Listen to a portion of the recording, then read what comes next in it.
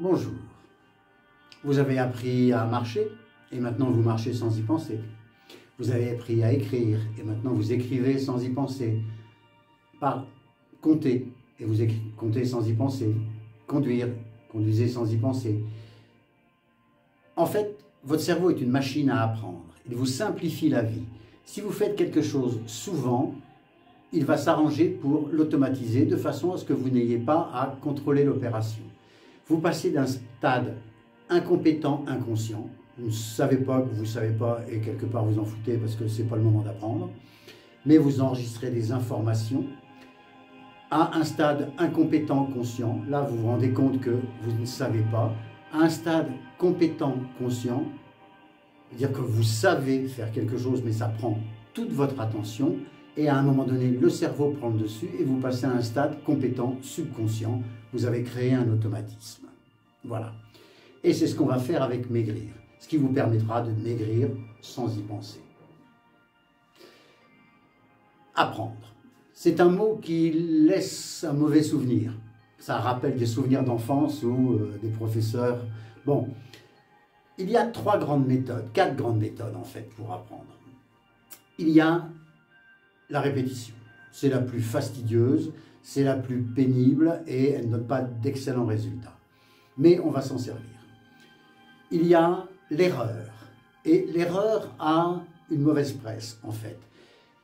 Les gens qui ont déjà fait des régimes, dès qu'il y a un accroc, j'ai refait une crise de boulimie dans le frigo, donc mon régime est foutu. Non, c'est juste une erreur.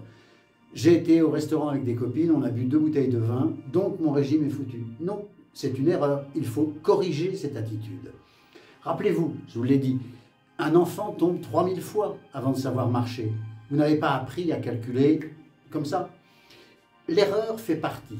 Il faut même forcer votre cerveau à repérer les erreurs, parce que si vous ne repérez pas les erreurs, vous ne pouvez pas les corriger. La troisième méthode pour apprendre est de faire comme quelqu'un.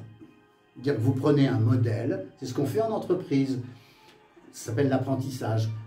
Si vous vous habillez comme Bocuse, vous prenez les mêmes casseroles que Bocuse, de préférence le même décor que Bocuse, les mêmes produits que Bocuse, et vous tournez la sauce à la même vitesse que Bocuse, vous aurez la même sauce que Bocuse. Trouvez quelqu'un qui est mince, qui représente pour vous féminité, élégance, et dont vous pourrez copier les attitudes. Mais il faut repérer vos mauvaises attitudes. Il y a la quatrième façon d'apprendre, qui est la plus élégante, c'est de savoir ce que vous voulez, le faire, et c'est tout.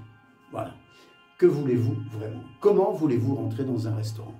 Comment voulez-vous rentrer dans un magasin de lingerie et essayer des lingeries sans avoir l'angoisse que la vendeuse, vous connaissez le problème. Donc, apprendre. Je vais m'arranger pour que ce soit très simple, que vous appreniez en l'espace de 3 semaines maintenant. Tout est en place. Le corps commence certainement à se nettoyer. Tout est en place si vous avez suivi mes conseils. Si vous n'avez pas suivi mes conseils, c'est juste de l'information, qu'on soit bien d'accord. Si vous avez suivi mes conseils, tout est en place pour que maintenant vous puissiez rassembler ces informations pour que l'on puisse créer un automatisme. À partir d'aujourd'hui, ça prendra 3 semaines. Une fois ces 3 semaines finies, vous aurez appris à maigrir et vous continuerez à maigrir sans faire d'effort. Voilà. Donc, mon conseil aujourd'hui, repérez vos erreurs. Faites même une liste. Cherchez quelqu'un que vous pouvez admirer. Une femme, une actrice, pas quelqu'un que vous ne connaissez pas, votre voisin. Quelqu'un qui existe, mais qui n'est pas... Une actrice, c'est bien, quelqu'un de célèbre, c'est bien. Voilà.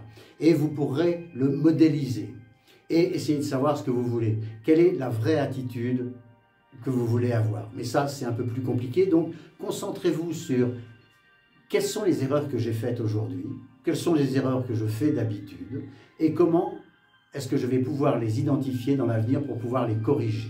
Et on verra comment les corriger plus tard. Pour le moment, repérez les erreurs. Et quel est mon modèle qui pourrait m'inspirer? Voilà. Sur ce, je vous souhaite une bonne soirée et à demain.